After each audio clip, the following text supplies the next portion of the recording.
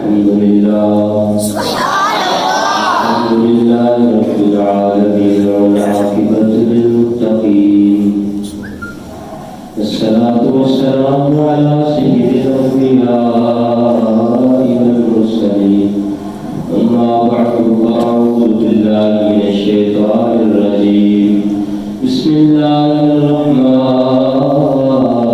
الرحيم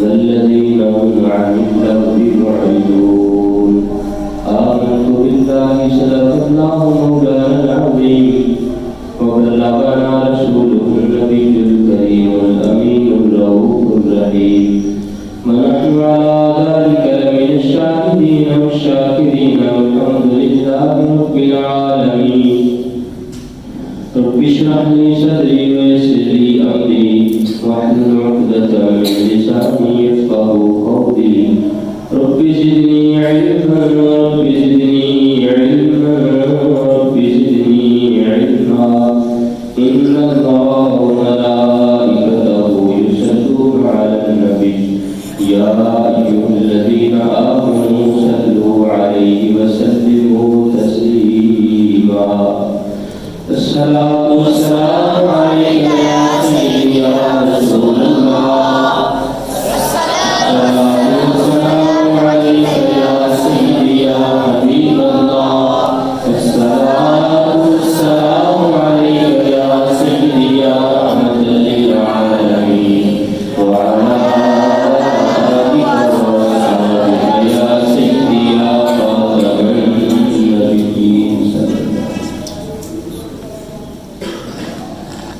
اللہ رب العزت کی حمد و ثنا اور شکر ہے کہ تاجدار دین رسول قلب و سینہ صلی اللہ علیہ وسلم آپ کے دربار مبارک میں ہدیہ درود و سلام پیش کرنے کے بعد اللہ تعالیٰ کے فضل و کرم اس کے احسان و انعام سے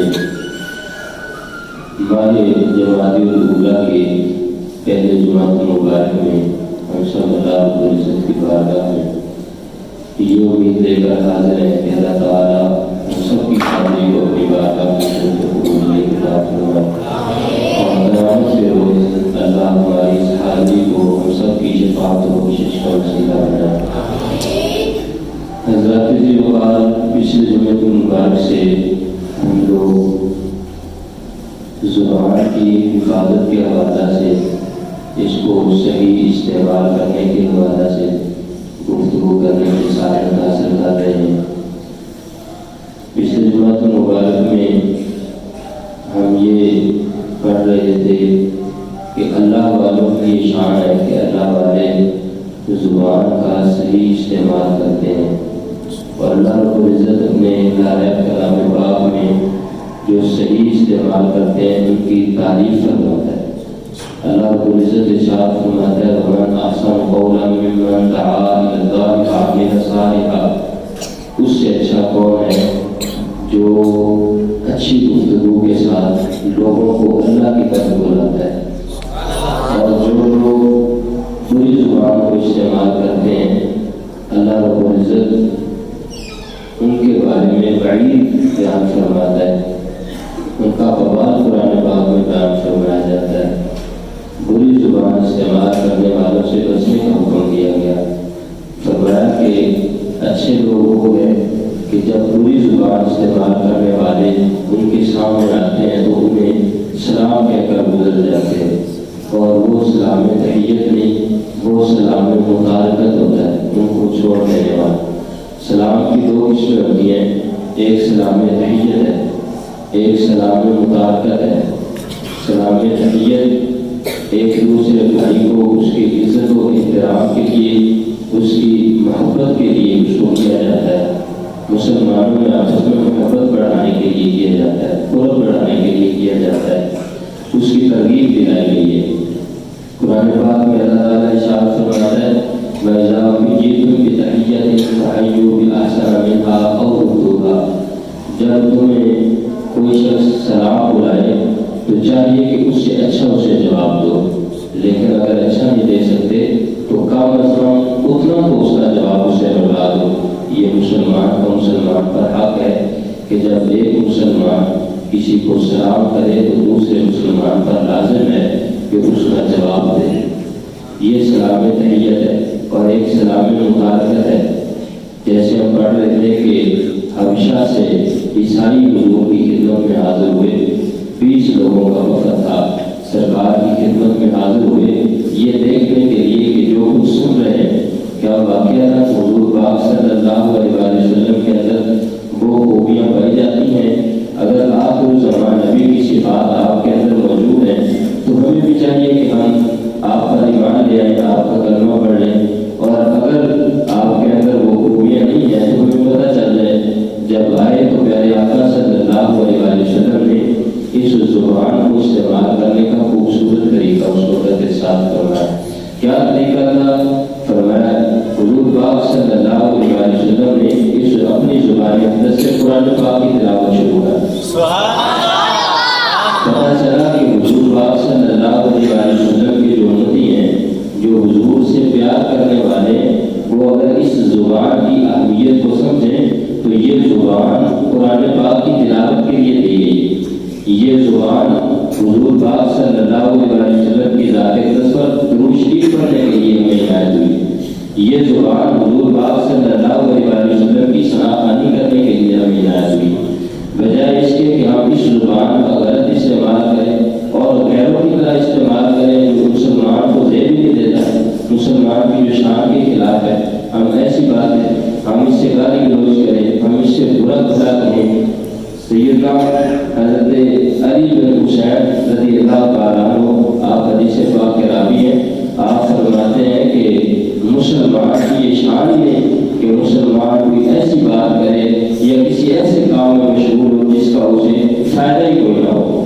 آپ فرماتے ہیں کہ اسلام کا یہ حسن ہے، اسلام کا یہ حسن ہے کہ لا جانی باتوں سے بندہ محفوظ ہے۔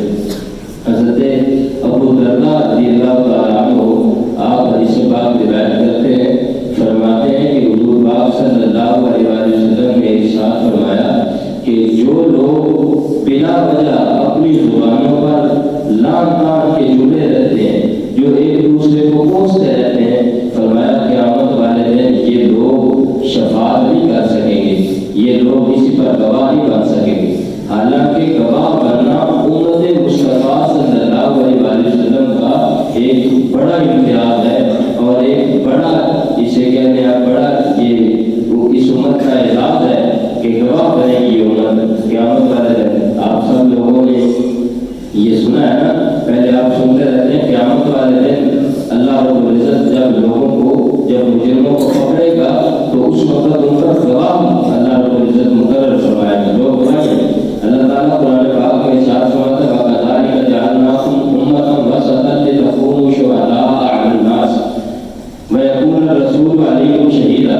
اللہ تعالیٰ ارشاد فرماتا ہے کہ یہ محبوب آپ کی امت کا یہ اعزاز ہے کہ آپ کی امت کو ہم نے درمیانی امت بنایا ہے۔ درمیانی امت اس اعتبار سے کہ نہ یہ برائی کی طرف جائے اس طریقے سے، نہ بے حیائی کی طرف جائے، یہ ایسی راہ کی طرف چلتی ہے جو اللہ کو پسند ہے، نہ یہ کسی کی تعریف کرنے میں حد سے بڑھے اور نہ یہ کمی کرے کسی کی شان میں۔ آپ کی امت کا یہ اعزاز ہے کہ یہ ہر شخصیت کو، ہر ذات کو اتنی عزت دیتے ہیں اور ان کا مقام اتنا جانتے ہیں جتنا اللہ تعالیٰ نے اس کا مقام بنایا ہے۔ یہ اس امت کی شان ہے۔ فرمایا اس امت کی اس شان کی وجہ سے ان کا اعزاز ہی ہوگا قیامت والے دن۔ اللہ فرماتا ہے ہم ایک دوسرے کو گواہ بنائیں گے۔ ساری امتیں جب آئیں گی تو امتوں سے جب پوچھا جائے گا کہ تم غلط کیوں کیا، تم میرا نبی کا شکار کیوں ہوئے، تم نے ایسا کیوں کیا جو اللہ نہیں چاہتا تھا، تمہاری یہ سزا ہے کہ اب تم جہنم میں جاؤ،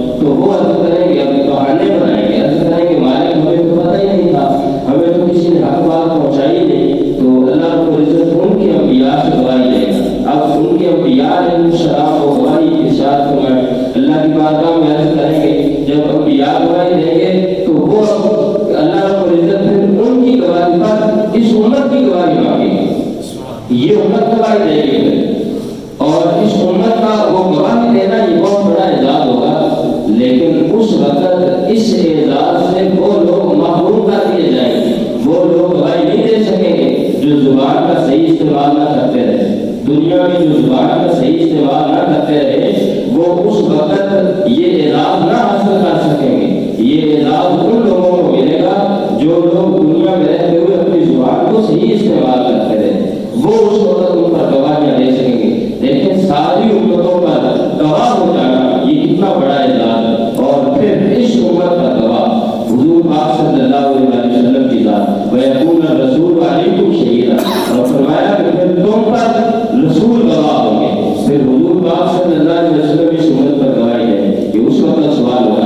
وہ لوگ وہ امتیں کہیں گی ہماری ان کو کیسے پتا, یہ تو اس وقت تھے جب ہمارے معاملات یہ ہم پر کیسے گواہیاں دے رہے ہیں. تو اللہ رب العزت ان سے سوال کرے گا تو یہ عرض کریں کہ مالک ہمیں پتہ ہے اس لیے کہ ہم دنیا میں رہ کر تیرا پاک کلام پڑھتے ہیں. دنیا میں رہ کر تیرا پاک کلام پڑھتے ہیں. تو حضور پاک صلی اللہ علیہ وسلم نے ان کے سامنے ان عیسائیوں کے سامنے قرآن پاک کی تلاوت کی, بتایا کہ اس زبان کا مقصد کیا. اسی لیے تو ہم کہتے ہیں کہ پڑھے درود آپ پر میری زبان, اسی لیے فدا ہو ان کے دین پر ہے تن میں جان, اسی لیے ان کے بعد کہنا ہو وہ زندگی فضول ہے, غلامی رسول میں موت بھی قبول. یہ زبان یہ نیک کاموں کے لیے اور اچھے الفاظ کے لیے اللہ کو عزت قرآن پاک میں ارشاد فرماتا ہے والذین هم عن اللغو معرضون. ایمان والوں کی شان یہ ہے کہ وہ بری باتوں سے منہ پھیر لیتے ہیں. اب ان عیسائیوں کو جب ابو جہل نے ان پر تانا کسا, آوازہ کسا, اس نے کہا دیکھیں جی یہ کیسے بیوقوف لوگ ہیں, آیت کی تحقیق کرنے کے لیے اپنا ایمان کھو کے جا رہے ہیں. اس نے ایسی بات کی تو ان لوگوں نے کہا کہ جاؤ فَإِذَا سَمِعُوا اللَّغْوَ أَعْرِضُوا عَنْهُ. اللہ کے ہو کرتے ان کی یہ شان تھی, جب وہ بری بات سنتے تو انہوں نے اعراض کیا, منہ پھیرا, کہا تمہارے کام تمہارے ساتھ, قالوا لنا اعمالنا ولکم اعمالکم, ہمارے اعمال ہمارے ساتھ تمہارے اعمال تمہارے ساتھ. جاؤ جو تم چاہتے ہو تم کرو, جو ہم چاہتے ہیں ہم کر رہے ہیں, تمہیں اس چیز میں کیا اعتراض ہے. تو منہ پھیر کر چلے گئے. حضرت سیدنا عبداللہ بن مسعود رضی اللہ تعالیٰ عنہ, آپ ایک مرتبہ ایک جگہ سے گزر رہے تھے, ایک رستے میں تشریف لے جا رہے تھے, تو وہاں کچھ لوگ بیٹھے تھے, وہ غلط قسم کی باتیں کر رہے تھے. وہ مجلس غلط تھی, اس میں غلط الفاظ استعمال کیے جا رہے تھے. اس مجلس میں لوگ بلا وجہ کی زائد فضول باتیں کر رہے تھے. تو سیدنا عبداللہ بن مسعود رضی اللہ تعالیٰ عنہ آپ وہاں سے رخ انور پھیر کر چلے گئے, اپنا چہرہ مبارک وہاں سے پھیر کر ان سے اعراض کیا, ان سے اعراض کر کے گزر گئے. آپ کی اس ادا کا جب حضور پاک صلی اللہ علیہ وسلم کو پتا چلا تو حضور پاک صلی اللہ علیہ وسلم نے ارشاد فرمایا عبداللہ بن مسعود تو قریب ہو گئے. سبحان اللہ. عبداللہ بن مسعود تو قریب ہو گئے, یعنی یہ تو بڑے کرم والے ہو گئے, یہ تو بڑے عظیم بندے بن گئے کہ یہ فضول گفتگو والی مجلس سے منہ پھیر کر گزر گئے. ہم غور کریں اپنے آپ پر, ہماری مجالس میں آج کل شاید ہی کوئی ایسی مجلس ہو جس کے اندر ہم فضول باتیں نہ کرتے ہوں. ہنسی مذاق کے طور پر ہم فضول گفتگو کو اپنا پورا احتیاط سمجھتے ہیں. ہم لوگ شاید ہی کوئی مجلس ان چیزوں سے پاک ہو. اللہ کے بندے تھوڑی سی گفتگو, تھوڑی سی دیر لگی کے لیے یہ گفتگو کر لینا, خوش مزاجی کے لیے یہ گفتگو کر لینا کتنا بڑا بوال بن سکتا ہے. ایک اللہ کے ولی کا ایک واقعہ ہے کہ انہوں نے کسی گھر کے ایک دروازے پر دستک دی. وہاں اس گھر والے سے ان کو کوئی کام تھا, تو ان کو دستک دیکھا نا دروازے پہ, تو ان کا نام پکارا, سلام کرتا ہے گھر میں, تو انہوں نے کہا نہیں گھر میں نہیں ہے. تو انہوں نے کہا پھر کہاں گیا ہے. انہوں نے کہا جی یہ پتہ نہیں کہاں گیا ہے. اس اللہ کے بندے کو یہ سمجھ آئی. انہوں نے کہا کہ میں نے اس کا مطلب ہے یہ سوال فضول کر دیا, میں نے یہ جملہ فضول کہا کہ وہ کہاں گیا ہے. کہتے ہیں کہ صرف اسی بات پر کہ میں نے ایک جملہ فضول کیوں کہا, 30 سال تک یہ اللہ کو پتا ہوتا رہا میں نے یہ جملہ فضول کیوں کہا. ایک اتنی سی بات فضول کرنے پر یہ اللہ کے بزرگ بندے, اللہ کے ولی کامل 30 سال تک روتے رہے. میں نے ایک جملہ فضول کہا ہے, میں اس کا حساب کیسے دوں گا, کیا بتائے تھے میرے نامہ اعمال میں ایک فضول جملہ درج ہو گیا. اندازہ کریں کہ ہم لوگ کتنے جملے بول جاتے ہیں. قیامت والے دن ہر کسی نے اپنا نامہ اعمال خود پڑھ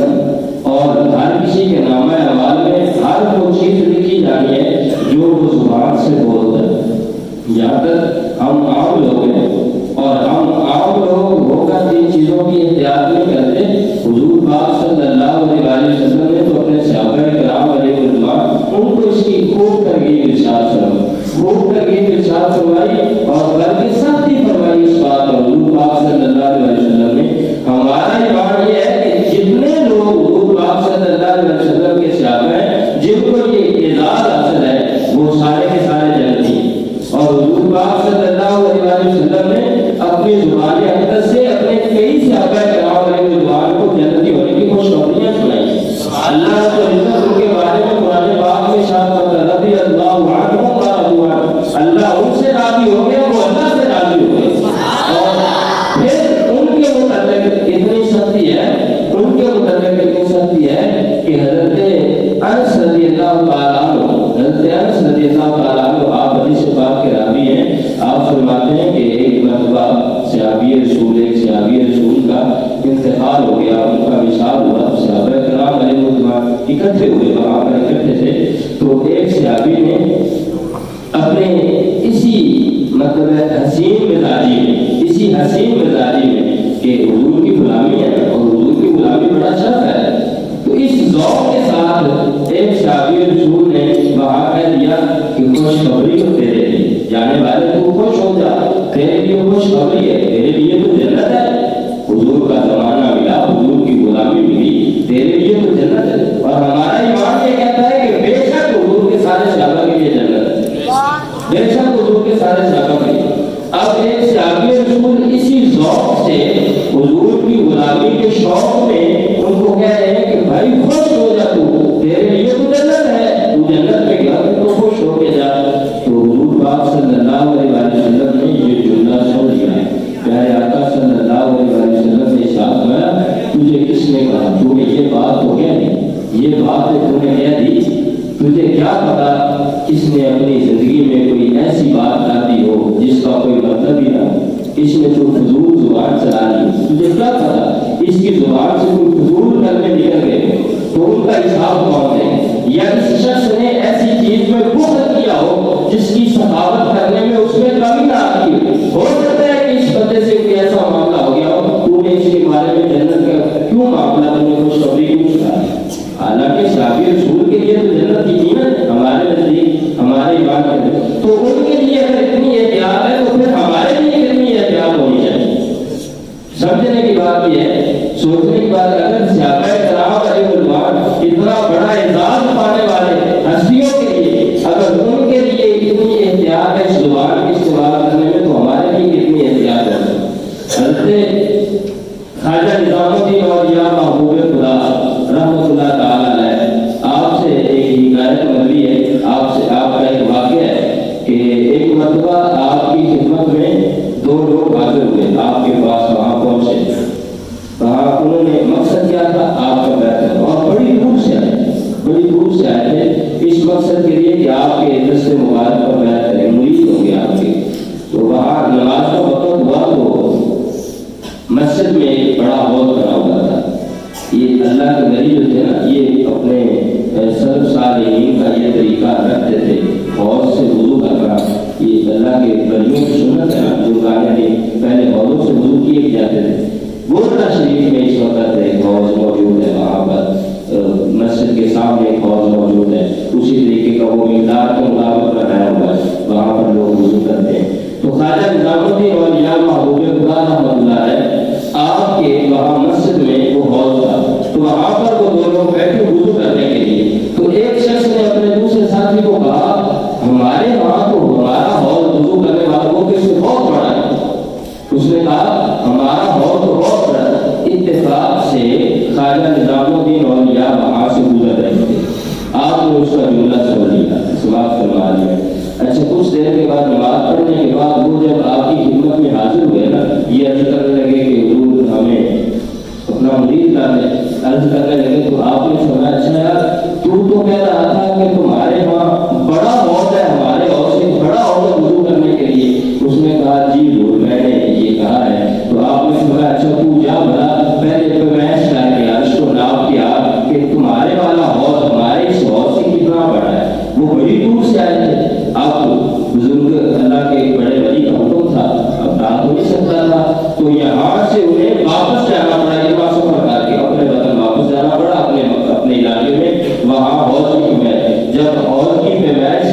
وہ صرف ایک بالش بڑا تھا، وہ صرف ایک بالش بڑا نکلا۔ تو واپس آ کے عرض کرنے لگا حضور میں میچ کر کے آگے ہوں، ہمارا حوض اس حوض سے ایک بالش بڑا ہے۔ آپ نے فرمایا تو کہہ رہا تھا بہت بڑا ہے، وہ یہ ایک بالش اتنا بڑا تو نہیں ہوتا جتنا وہ کہہ رہا ہے۔ اور پھر خواجہ نظام الدین اولیاء محبوب خدا نے جو جملہ ارشاد فرمایا وہ ہے دل کی تصدیق لکھنے کے قابل۔ یہاں تو لوگ ڈھونڈتے ہیں کہ جتنے لوگ آئے ہمارے مرید ہو، ہمارا نام ہو، ہمارے لاکھوں میں مرید ہے، ہزاروں میں مریدین ہے، ہم تو یہ لوگوں میں چرچا کریں کہ ہمارے اتنے مرید ہیں۔ آج کل لوگ اس چیز میں احتیاط ہی نہیں کرتے کہ کون پتہ ہے جو اپنی زبان پر قابو رکھے گا، کون ہے جو اس کی لج رکھے گا، اس بات کو نبھائے گا بھی، کون ہے جو اس طریقے کو جانے گا بھی اور اس کے مطابق ہمارے بتائے وہ اولاد بتائے کا مواد بھی ہو، وہ کون ہے؟ آج کل تو لوگ دیکھتے نہیں۔ خواجہ نظام الدین اولیاء محبوب خدا رحمۃ اللہ علیہ نے اس سے فرمایا کہ تو اس طریقے کو کیا جانے جو زبان کو استعمال کرتے وقت اتنا بھی خیال نہیں کرتا، تو اپنی زبان کو استعمال کرتے وقت سچ جھوٹ کا اختیار نہیں رکھ سکتا، اسی پر تیرا قابو نہیں ہے، تو تو ہمارے طریق پر کیسے چل سکے گا، تو اس بات کو کیسے قابو رکھ سکے گا؟ تو خواجہ نظام الدین اولیاء محبوب خدا نے اس کو اس بات پہ ڈانٹ دیا۔ یعنی کہ زبان کو حضرت لقمان حکیم سے کسی نے سوال کیا کہ جناب جسم کا ہمارے جتنے اعضاء ہیں ان میں سے سب سے خوبصورت عضو کون سا ہے؟ آپ نے ساتھ فرمایا دل اور زبان۔ کہا تو سب سے قابل نفرت کون سی چیز ہے؟ تو فرمایا کہ دل اور زبان۔ دونوں کے جواب میں سب سے حسین بھی دل اور زبان ہے، سب سے قابل نفرت بھی دل اور زبان ہے۔ پوچھا کہ وجہ کیا ہے؟ فرمایا اگر صحیح چلاؤ تو ان سے خوبصورت کوئی نہیں، غلط استعمال کرو تو پھر اس سے بدصورت کوئی نہیں، پھر اس سے بدصورت کوئی نہیں۔ بزرگ فرماتے ہیں زبان ہی ہے جس کی وجہ سے بندہ دل میں اتر جاتا ہے، اور زبان ہی ہے جس کی وجہ سے بندہ دل سے اتر جاتا ہے۔ حضرت عقبہ بن عامر رضی اللہ تعالی عنہ حضور پاک صلی اللہ علیہ وسلم کی خدمت میں حاضر ہوئے، عرض کرنے لگے یا رسول اللہ صلی اللہ علیہ وسلم مجھے ایسی کوئی وصیت فرمائیں جس کی وجہ سے میں وبال سے بچ سکوں، میں مصیبت میں نہ پڑوں، مصیبتوں سے بچ سکوں۔ پیارے آقا صلی اللہ علیہ وسلم نے ارشاد فرمایا عقبہ اپنی زبان پہ قابو رکھنا سیکھو، اپنی زبان پہ قابو رکھنا سیکھو، گھر میں بیٹھنا سیکھو، اور جو اپنی خطائیں کر بیٹھتے ہو ان پہ پریشان ہونا سیکھو، ان پہ خطا کر کے اس پر لوگ خوش ہوتے ہیں، غلطیاں کر کے غلط کام کر کے لوگ خوش ہوتے ہیں، اس پہ اتراتے ہیں، یہ تو کفر کر لے، گناہ کر لینا تو گناہ ہی ہے، کبیرہ ہو یا صغیرہ ہو وہ تو اپنی حد تک اس جگہ تک ہے، لیکن اس کو کر کے اس پہ فخر کرنا، اس پہ مغرور ہو جانا، اترانا، تکبر کرنا، یہ تو کفر ہے۔ گناہ بھی کر لینا پھر اس پہ تکبر کرنا، میں نے یہ کیا میرا کوئی کچھ کر نہیں سکا، یہ تو کفر ہے۔ تو فرمایا کہ زبان پہ قابو رکھنا سیکھو اور اپنے گھر میں بیٹھ یعنی بازار سے بچنا، گھر میں بیٹھنے سے کیا مطلب ہے؟ بازار سے بچنا سیکھو۔ حضور پاک صلی اللہ علیہ وسلم کا فرمانا نشان ہے نا کہ دنیا کے اندر اس زمین پر سب سے اچھی جگہ مسجد ہے اور سب سے بری جگہ بازار ہے۔ تو یہ جو ارشاد فرمایا کہ گھر میں بیٹھنا سیکھو، اس سے مطلب یہ ہے کہ بازار میں زیادہ چلنے پھرنے سے بچو۔ یہ حضور پاک صلی اللہ علیہ وسلم کی نصیحت۔ حضرت سیدنا ابو ہریرہ رضی اللہ تعالیٰ عنہ آپ سے بڑی مشہور حدیث پاک مروی ہے۔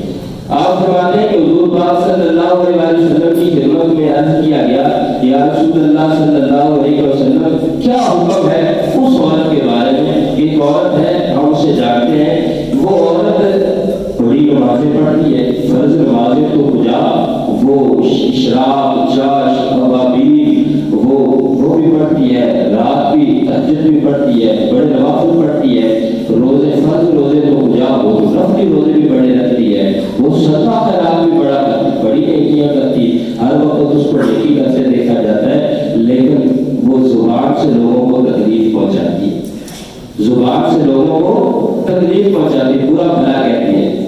تو حضور پاک صلی اللہ علیہ وسلم نے ارشاد فرمایا اگرچہ وہ نمازیں بہت زیادہ پڑھتی ہے، اگرچہ وہ روزے بہت زیادہ رکھتی ہے، اگرچہ وہ صدقہ و خیرات اتحاد زیادہ کرتی ہے، لیکن جو تم نے کہا نا کہ زبان کا استعمال اس نے فرمایا وہ جہنمی ہے۔ پھر اس کے مقابلے میں عرض کیا گیا حضور ایک خاتون کو ہم جانتے ہیں کہ وہ اتنی نمازیں تو نہیں پڑھتی، وہ صرف فرض نمازیں پڑھتی ہے۔ اتنی نمازوں سے یہ مراد نہیں کہ وہ پڑھتی ہی نہیں، جیسے ہمارے یہاں یہ مطلب بڑے جلدی سمجھ لیے جاتے ہیں۔ ہر بات کا ایک موقع ہوتا ہے، اسی موقع پر بھی وہ بات لگتی ہے۔ جیسے یہ بات ہے نا ہمارے یہاں لوگ عموماً کہہ دیتے ہیں کہ دیکھیں جی حدیث پاک میں تو یہ بھی ہے جس کے دل میں رائی کے دانے جتنا ایمان ہوا وہ بھی بخشا جائے گا۔ تو مولوی صاحب بڑی بڑی باتیں کرتے ہیں جناب، جو نماز نہیں پڑھے گا اس کا یہ ہو جائے گا، جو روزہ نہیں رکھے گا رائی کے دانے جتنا ایمان ہوا تو وہ بھی بخشا جائے گا۔ اللہ کے بندو اس کا ایک موقع ہے اور اللہ نہ کرے کہ وہ موقع ہم پائے۔ یہ آپ کو پتہ ہے اس کا اصل مقصد کیا ہے اس فرمانے نشان؟ اس کی وضاحت کیا ہے؟ اس کی اصل وضاحت یہ ہے کہ ایک وقت ایسا آئے گا کہ اس وقت دنیا سے اسلام معدوم ہو جائے گا۔ اسلام پر ایک وقت ایسا ہے کہ قرب قیامت، جب قیامت آئے گی نا اس وقت ایک دفعہ ایسا آئے گا کہ مسلمان ختم رہ نہیں جائیں گے، اسلام نہیں رہ جائے گا۔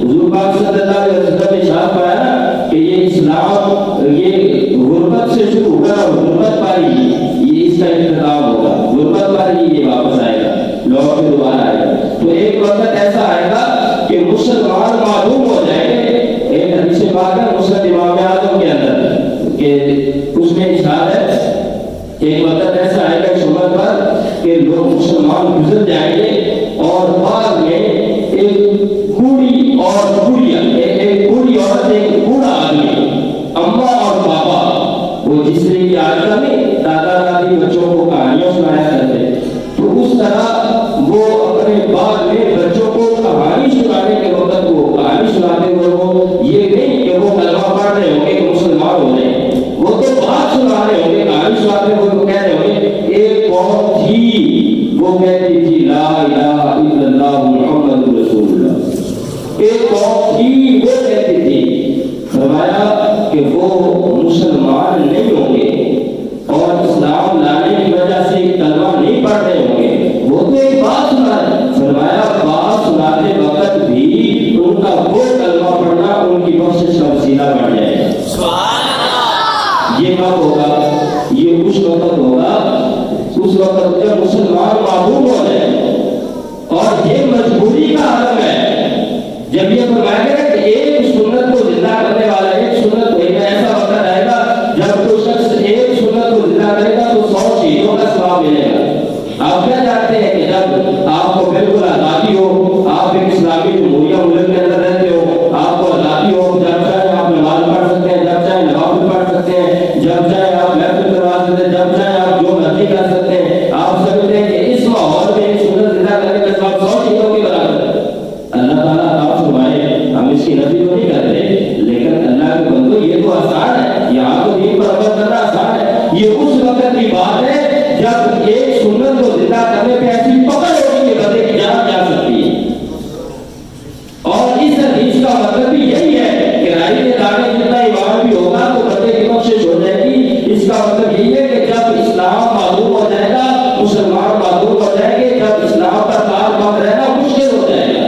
یہ اس وقت ہے ہم لوگ اپنی مرضی کے اہمی مطلب نکال کے پھرتے رہتے ہیں اور خوش ہوتے رہتے ہیں، ایسے نہیں۔ جب اسلام پر عمل درآمد کرنا آسان ہو تو پھر کرنا ہی چاہیے، پھر اس سے دور رہ کر ایسی باتیں ایسے بہانے نہیں کرنے چاہیے۔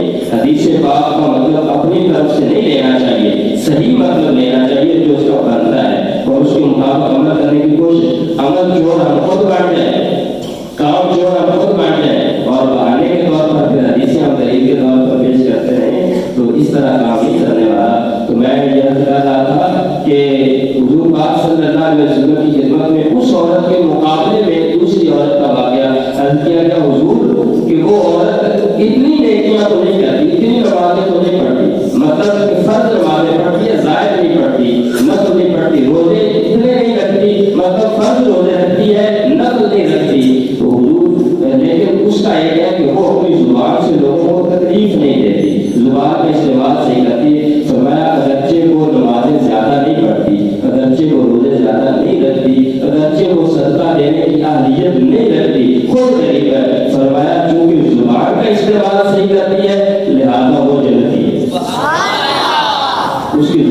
استعمال درست فرمایا ہو جاتی.